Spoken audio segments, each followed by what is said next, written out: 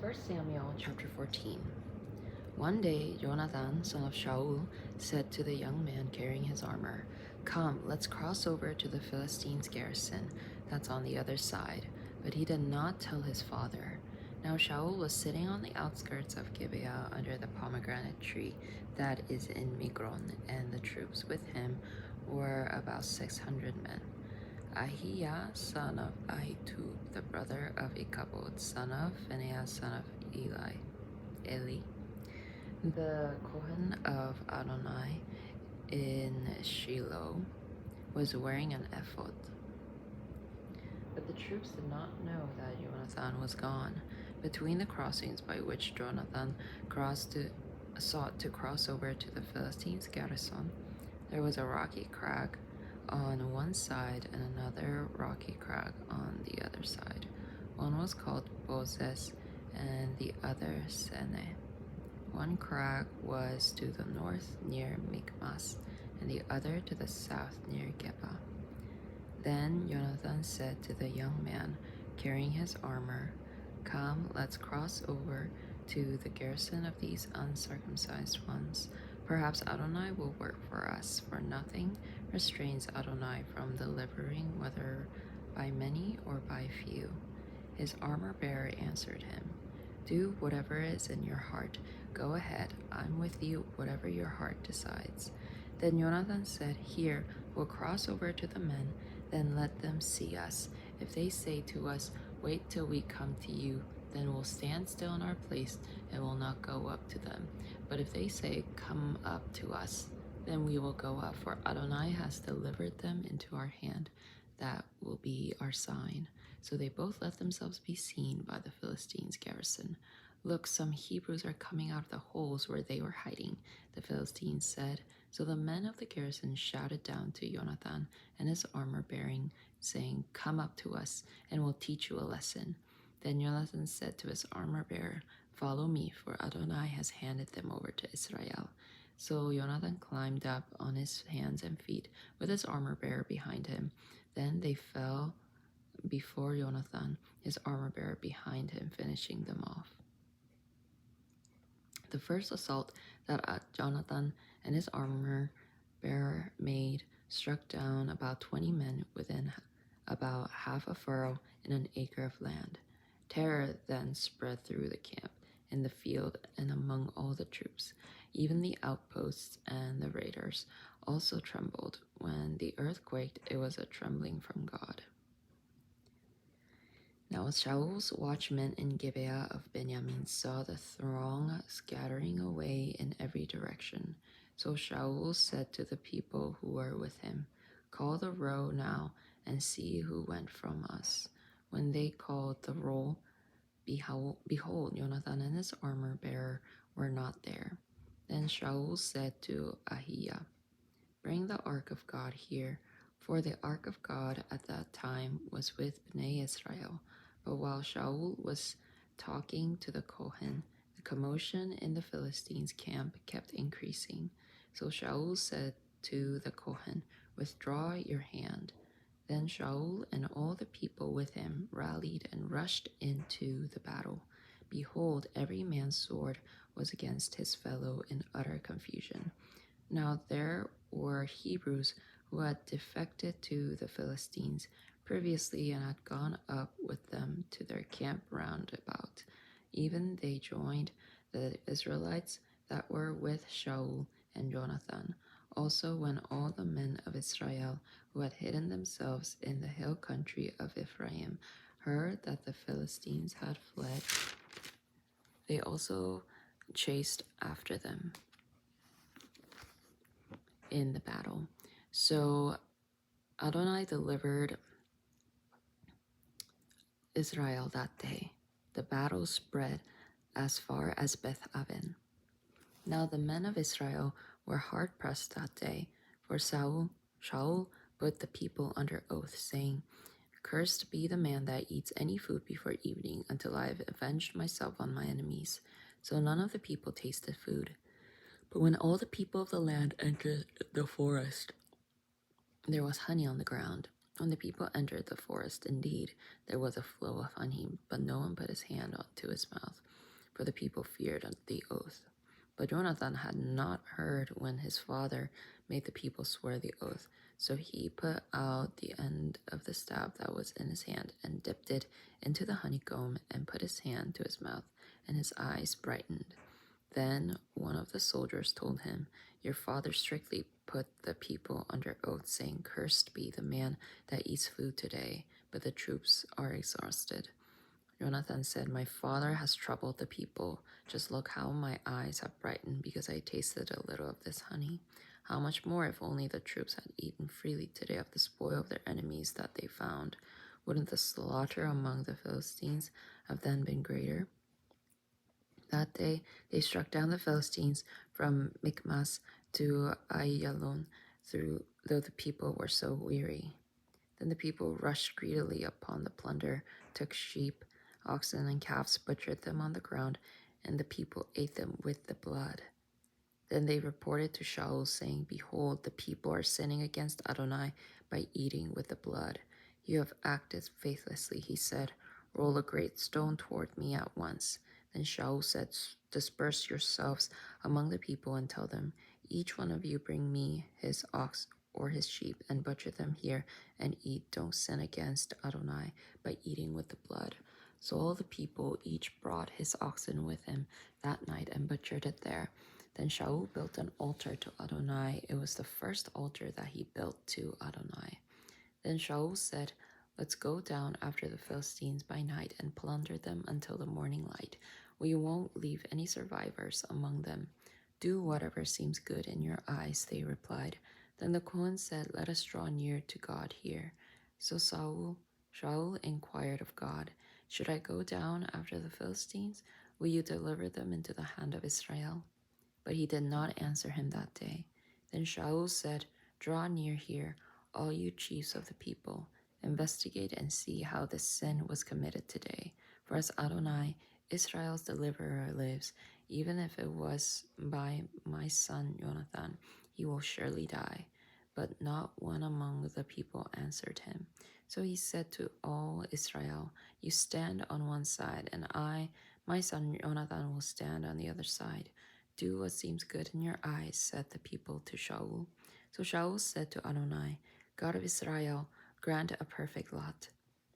Jonathan and Shaul were chosen, but the people were cleared. Then Shaul said, "Cast the lots between me and my son Jonathan," and Jonathan was taken. Then Shaul said to Jonathan, "Tell me what you've done."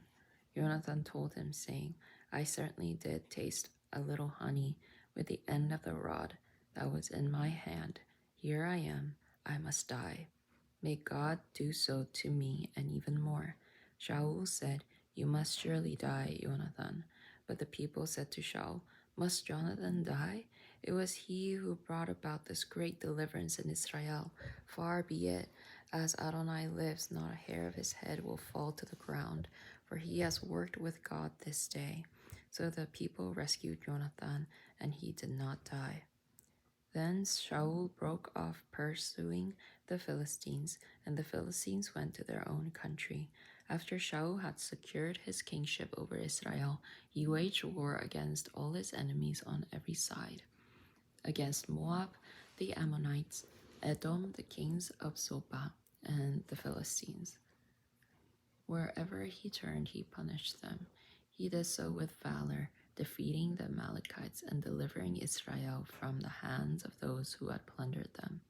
Now the sons of Shaul were Jonathan, Ishvi, and Malchishua, and the names of his two daughters were the names of the firstborn, Merab, and the name of the younger, Michal. The name of Shaul's wife was Ahinoam, daughter of Ahimaaz. The name of the commander of his army was Abner, son of Ner, Shaul's uncle. Kish was Shaul's father, and Abner's father was Ner, son of Abiel. There was bitter war against the Philistines all the days of Saul. So whenever Shaul saw any mighty man or any son of valor, he would gather him to himself. Chapter 15. Then Samuel said to Shaul, Adonai sent me to anoint you as king over his people, over Israel. Now, therefore, listen to the voice of the words of Adonai. Thus says Adonai Tzavaot, I remember what Amalek did to Israel, how he set himself against him on the way while he was coming up from Egypt. Now go and strike down Amalek and put all he has under the ban of destruction. So have no pity on him, but kill both men and women, children and nursing infants, oxen and sheep, camels and donkeys. So Shaul summoned the troops and numbered them in Telaim, 200,000 foot soldiers and 10,000 men of Judah. Shaul advanced to the city of Amalek and lay in wait in the valley. Then Shaul said to the Kenites, Go, depart, get down from among the Amalekites, or else I may destroy you with them. For you showed kindness to all Bnei Israel when they came up from Egypt. So the Kenites withdrew from among the Amalekites. Then Shaul struck down the Amalekites from Havilah until you come to Shur, which is close to Egypt. He captured King Agag of Amalek alive, utterly destroyed all the people with the edge of the sword. But Shaul and the people spared Agag, as well as the best of the sheep, the cattle, even the fatling of the lambs, and all that was good, since there was not willing to utterly destroy them. Everything that was worthless and feeble, he destroyed completely. Then the word of Adonai came to Samuel, saying, I regret that I made Saul king, for he has turned back from following me and has not carried out my commands. So Samuel was troubled and cried out to Adonai all night long. Then Samuel rose early in the morning to comfort Saul. But it was reported to Samuel, saying, Saul went to Carmel. For some reason, he erected a monument for himself. Then he turned and went down to Gilgal. Now when Samuel reached Saul, Saul said to him, Blessed are you of Adonai. I have carried out Adonai's command. But Samuel said, Then what is this bleating of the sheep in my ears and the lowing of the oxen that I hear? They brought them from the Amalekites. Saul replied, For the people spared the best of the sheep and oxen to sacrifice to Adonai your God, but the rest he have utterly destroyed. Stop, Samuel said to Shaul. Let me tell you what Adonai has said to me last night. Say on, he said.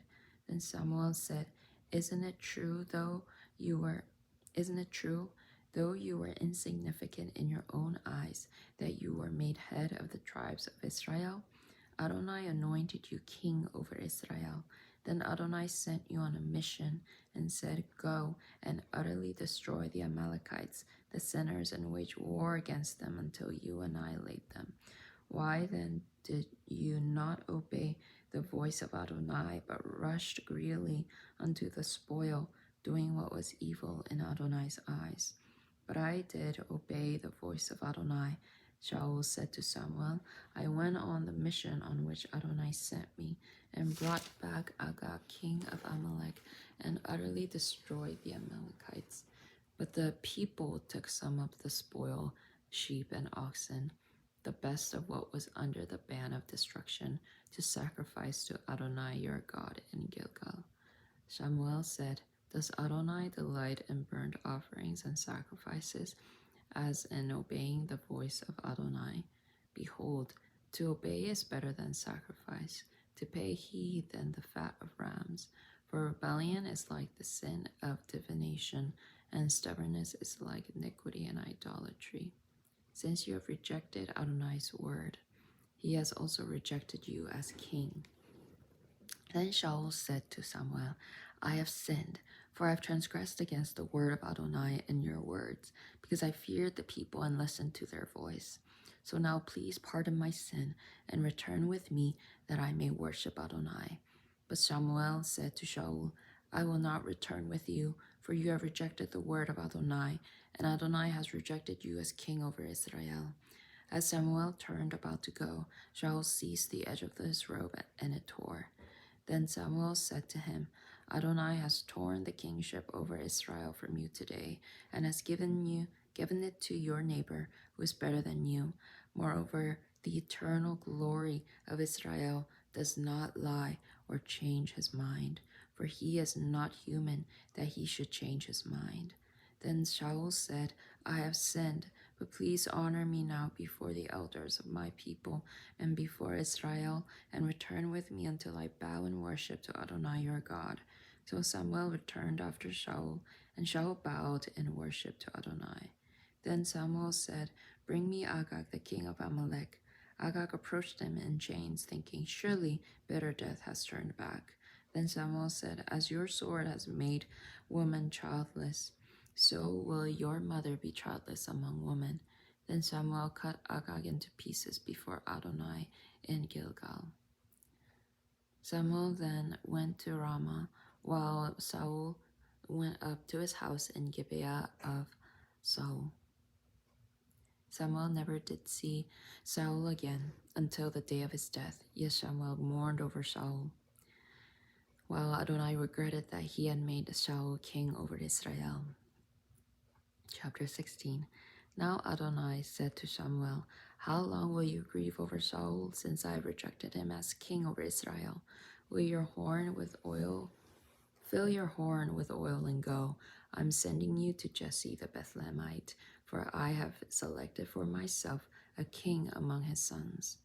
But Samuel said, How can I go? If Shaul hears of it, he will kill me. Adonai said, Take a heifer with you and say, I've come to sacrifice to Adonai. Then invite Jesse to the sacrifice, and I will let you know what you are to do. You will anoint for me whom I tell you.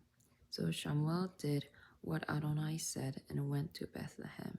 The elders of the town came out to meet him trembling and asked, Do you come in shalom? In shalom, he said, I have come to sacrifice to Adonai. Consecrate yourselves and come with me to the sacrifice. He also consecrated Jesse and his sons and invited them to the sacrifice. Upon their arrival, he saw Eliab and thought, Surely Adonai's anointed one is before him. But Adonai said to Samuel, Do not look at his appearance or his stature, because I have already refused him. For he has not seen a man as man sees. For man looks at the outward appearance, but Adonai looks into the heart. Then Jesse called Abinadab and made him pass before Samuel. But he said, Neither has Adonai chosen this one. Then Jesse made Shammah pass by, and again he said, Neither has Adonai chosen this one. Thus Jesse made 7 of his sons pass before Samuel. But Samuel said to Jesse, Adonai has not chosen any of these. Then Samuel asked Jesse, Are these all the boys you have? They're still the youngest, he replied, but right now he's tending the sheep. Send and bring him. Samuel said to Jesse, For we will not sit down until he comes here. So he sent word and had him come. Now he was ruddy-cheeked, with beautiful eyes and a handsome appearance. Then Adonai said, Arise, anoint him, for this is the one. So Samuel took the horn of oil and anointed him in the midst of his brothers. From that day on, Ruach Adonai came mightily upon David. Then Samuel rose up and went to Ramah. Now the Ruach Adonai had departed from Shaul, and an evil spirit from Adonai terrified him.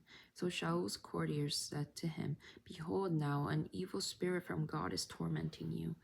Let our Lord now command your courtiers in your service to search for a man who is a skillful player on the harp. Then, whenever this evil spirit from God comes on you, he will play with his instrument and you will feel better. So Shaul said to his courtiers, Find me someone who can play well and bring him to me. One of the young men answered and said, I have seen a son of Jesse in Bethlehemite who is skillful in playing music. He is a mighty man of valor, a warrior, prudent in speech, a handsome man, and Adonai is with him.